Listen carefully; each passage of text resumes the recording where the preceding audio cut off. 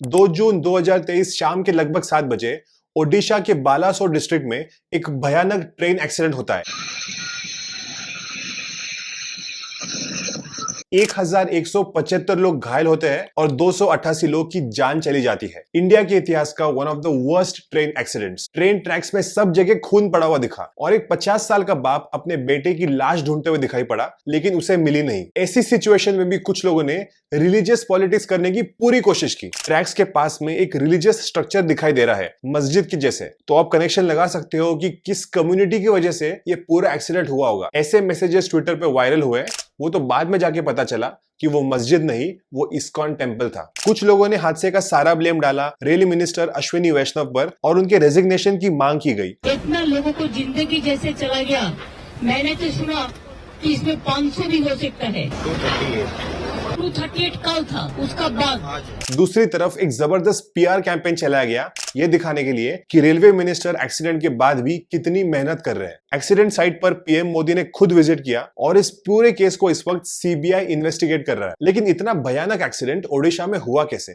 इसको कैसे रोका जा सकता था? 4 महीने पहले एक शख्स ने वार्निंग भी दी थी कि इस तरीके का एक्सीडेंट हो सकता है, उसको क्यों निगलेक्ट किया गया? इस पूरे हादसे में गलती किसकी है एंड मोस्ट इंपॉर्टेंटली इसकी जिम्मेदारी कौन लेगा? तो आइए इन सभी सवालों के जवाब ढूंढते हैं, लेकिन उसके पहले समझते हैं कि 2 जून 2023 के रात को एग्जैक्टली हुआ क्या। ये पूरा हादसा बहानगा बाजार स्टेशन के पास हुआ, जो ओडिशा के बालासोर डिस्ट्रिक्ट में पड़ता है। इस पूरे एक्सीडेंट की कहानी में 3 ट्रेन है, Coromandel express, Bengaluru Howrah superfast express और तीसरी गुड्स ट्रेन यानी एक मालगाड़ी। बहानगर बाजार स्टेशन के यहाँ 2 पैरेलल ट्रेन लाइन्स है, अप मेन लाइन और down main line. Coromandel express up main line से जा रही थी वेस्ट बंगाल से चेन्नई की तरफ, और उसी टाइम दूसरे साइड से डाउन मेन लाइन से आ रही थी बेंगलुरु हावड़ा सुपरफास्ट एक्सप्रेस बेंगलोर से वेस्ट बंगाल की तरफ। दोनों ट्रेन को हरा सिग्नल मिला था, ये ड्राइवर्स ने खुद भी कंफर्म किया है। इसका मतलब बहानगर बाजार स्टेशन पर दोनों ट्रेन को नहीं रुकना था, इसीलिए दोनों ट्रेन फुल स्पीड से चल रही थी,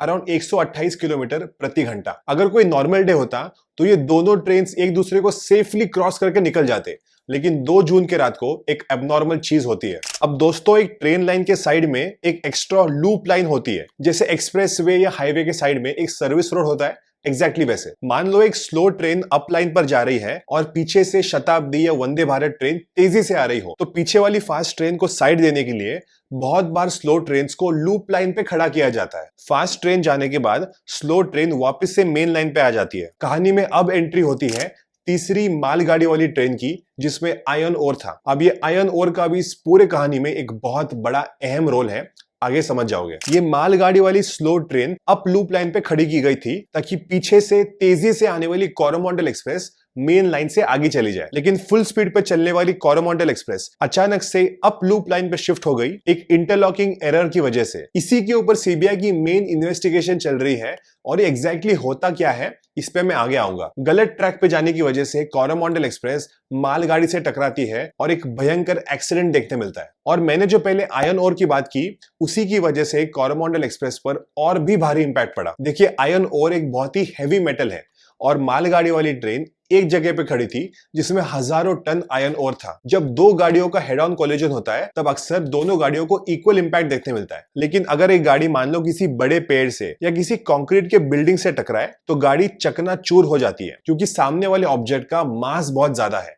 इस केस में एग्जैक्टली यही हुआ। कोरोमंडल एक्सप्रेस जैसी इतनी हैवी और इतनी तेज ट्रेन एक मालगाड़ी को जाकर टकराती है, लेकिन आप सुन के शॉक हो जाओगे कि इतने बड़े इंपैक्ट के बाद भी मालगाड़ी वाली ट्रेन रद्दी भर भी नहीं हिली। कोरोमंडल एक्सप्रेस पे पूरा इंपैक्ट हुआ, उसके 21 कोचेस डिरेल हो गए, पटरी से बाहर चले गए और ऑपोजिट वाले डाउन मेन लाइन ट्रैक पर जाकर गिरे और दूसरे साइड से आने वाली बेंगलोर हावड़ा एक्सप्रेस से टकरा गए, जिसके बाद दूसरा बड़ा एक्सीडेंट हुआ। अच्छी बात यह है कि डाउन मेन लाइन से आने वाली बेंगलोर हावड़ा एक्सप्रेस ऑलमोस्ट आगे जा चुकी थी और उसका बस पिछला हिस्सा इन डिरेल्ड कोचेस से टकराया। उसके आगे के जो 20 कोचेस थे इंजन के साथ, वो सेफली आगे निकल गए। अगर बेंगलोर हावड़ा एक्सप्रेस 1 मिनट भी लेट होती तो ये पूरा एक्सीडेंट हेड ऑन होता और मोस्टली 1000 से भी ज्यादा लोगों की जान चली जाती। देखिए, अब कोरोमंडल एक्सप्रेस अचानक से अप लूप लाइन पर कैसे चली गई ये समझते हैं। रेलवे मिनिस्टर ने एक्सीडेंट के फौरन बाद कहा था कि preliminary report suggest that crash was the result of a signal fault and a change in electronic interlocking. जो मैंने आपको पहले बताया कि ट्रेन मेन लाइन पे जाएगी या फिर लूप लाइन पे डाइवर्ट होगी, ये इंटरलॉकिंग सिस्टम डिटरमाइन करता है। मोस्ट केसेस में ये इलेक्ट्रॉनिक होता है और इस केस में भी इलेक्ट्रॉनिक ही था। हिंदुस्तान के रेलवे ट्रैक्स पर चलने वाली हर एक ट्रेन किस ट्रैक पे चलेगी, कब उसको लूप लाइन में जाना है, कब मेन लाइन में जाना है, कौन से ट्रैक फ्री है, कौन से ट्रैक पर भीड़ है, ये सब कुछ रियल टाइम में इलेक्ट्रॉनिक इंटरलॉकिंग सिस्टम डिटरमाइन करता है। तो नेक्स्ट टाइम जब आप कोई ट्रेन में जाओ और अगर मान लो कोई ट्रेन एक जगह रुकती है या फिर अपना ट्रैक बदल ले, तो समझ लो कि ये इलेक्ट्रॉनिक इंटरलॉकिंग सिस्टम ने किया है। तो जैसे मैंने कहा कि कोरोमंडल के ड्राइवर को हरा सिग्नल दिखाया गया था, यानी ट्रेन मेन लाइन से ही जानी चाहिए थी, बट इंटरलॉकिंग सिस्टम में गड़बड़ हुई, ट्रेन फुल स्पीड से लूप लाइन पे शिफ्ट हो गई, डिरेल हो गई और मालगाड़ी से टकरा गई। अब ये गड़बड़ के कई सारे रीजंस हो सकते हैं, शायद कोई signalling interference, incidental issue, weather problem, wear and tear, maintenance failure, ऐसे कई सारे पॉसिबिलिटीज है। अब सच क्या है ये सीबीआई के इंक्वायरी के बाद ही सामने आएगा। ये इंटरलॉकिंग सिस्टम का प्रॉब्लम इंडियन रेलवेज में पहली बार नहीं हुआ है, इसके पहले भी देखने मिला है। 9 फरवरी 2023 को साउथ वेस्टर्न रेलवे जोन के principal chief operating manager railway authorities को एक लेटर लिखते हैं जब यशवंतपुर हजरत निजामुद्दीन संपर्क क्रांति एक्सप्रेस का एक हेड ऑन कोलिजन होने वाला था एक गुड्स ट्रेन के साथ, बट थैंकफुली नहीं हुआ। उस ऑफिसर ने लिखा था कि इलेक्ट्रॉनिक इंटरलॉकिंग सिस्टम में गड़बड़ है, जो डिसाइडेड रूट है ट्रेन का वो अचानक से शिफ्ट हो जाता है सही सिग्नल मिलने के बावजूद। अभी वाले ओडिशा के ट्रेन एक्सीडेंट में आपको याद होगा एग्जैक्टली यही हुआ था। तो फिर आप सोचोगे कि 9 फरवरी 2023 को एक्सीडेंट क्यों नहीं हुआ? वो इसीलिए नहीं हुआ क्योंकि उस दिन का जो लोको पायलट था वो बहुत ही शातिर था। उसे पहले ही समझ गया कि इंटरलॉकिंग सिस्टम में कुछ गड़बड़ है और हम गलत ट्रैक पर जाने वाले हैं, तो उसने पहले ही ब्रेक्स लगा दिए। इस पूरे हादसे के बाद और एक मुद्दे पर बहुत चर्चा देखने मिली और वो था कवच सिस्टम। रेलवे मिनिस्टर ने काफी बार कवच सिस्टम कितना अच्छा है, कैसे काम करता है, इस पर कई सारे डेमोज और प्रेजेंटेशंस दिए हैं। We decided to design and develop our own system out here, which has to be simple, which can be replicated, taken to the world. System called Kavach. तो फिर इस सब के बावजूद इतना बड़ा एक्सीडेंट हुआ कैसे? कवच सिस्टम ने इन ट्रेन्स को प्रोटेक्ट करना चाहिए था। देखिए, ओडिशा के हादसे में जो ट्रेन्स इन्वॉल्व थे उनमें कवच सिस्टम इंस्टॉल ही नहीं था। इस वक्त इंडिया के बस 2% ट्रेन ट्रैक्स पर कवच सिस्टम काम करता है और इंटरेस्टिंग बात यह है कि अगर कवच सिस्टम दोनों ट्रेन्स में इंस्टॉल्ड भी होता फिर भी इस हादसे को नहीं रोक पाता। कवच सिस्टम बेसिकली एक ऑटोमेटिक ट्रेन प्रोटेक्शन सिस्टम है जो डिजाइन किया गया है research design and standards organisation RDSO के द्वारा। ये हमने इंडिया में खुद बनाया है। ये एक state of the art electronic system है और SIL 4 standards safety integrity level 4 से काम करता है। कवच सस्ता भी है और काम भी बढ़िया करता है।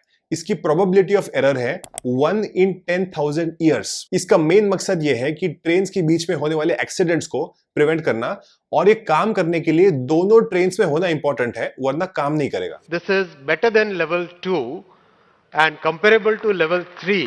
Level 3 very few countries are there, but we are rapidly moving in this direction. कवच सिस्टम बेसिकली एक्सीडेंट होने से पहले ही ऑटोमेटिकली ब्रेक्स लगा देता है ट्रेन्स में। दो पर्टिकुलर केस में, सबसे पहले अगर ट्रेन रेड लाइट को जंप करके आगे निकल जाए और दूसरे केस में अगर दो ट्रेन्स आपस में टकराने वाली हो। रेलवे मिनिस्टर ने इस क्रैश टेस्ट को खुद टेस्ट किया था और गाड़ी को अपने आप ब्रेक कर रहा है। ड्राइवर साहब, आप कुछ नहीं कर रहे हैं, फिर भी गाड़ी अपने आप रुक रही है, देखिए। लेकिन इस सब के बावजूद Jaya Verma Sinha, member of operation and business development railway board का कहना था कि कवच सिस्टम ओडिशा के हादसे में बिल्कुल भी काम नहीं आता। कोरोमंडल एक्सप्रेस लूप लाइन पे जाने के बाद रिएक्शन टाइम और डिस्टेंस बहुत ही कम था क्योंकि ट्रेन 128 किलोमीटर प्रति घंटे के स्पीड से जा रही थी। नॉट जस्ट कवच, दुनिया को कोई भी सिस्टम इस एक्सीडेंट को रोक नहीं सकता था। तो फिर गलती किसकी है? ब्लेम किसको किया जाए? सारे ऑपोजिशन पार्टीज की मांग है कि रेलवे मिनिस्टर अश्विनी वैष्णव को इस्तीफा देना चाहिए। अगर आप थोड़ी हिस्ट्री चेक करो तो ऐसे भयंकर रेल एक्सीडेंट्स के बाद ऑलमोस्ट सभी रेल मिनिस्टर्स ने इस्तीफा दिया है। लाल बहादुर शास्त्री 1956 में, नीतीश कुमार 1999 में, ममता बनर्जी 2000 में और सुनील प्रभु 2017 में। तो फिर क्या रेजिग्नेशन देना सही होगा? मेरा मानना है कि रेजिग्नेशन का फैसला जल्दबाजी में लेने से प्रॉब्लम सॉल्व नहीं होगा। सबसे पहले सीबीआई की इन्वेस्टिगेशन रिपोर्ट का वेट करना चाहिए।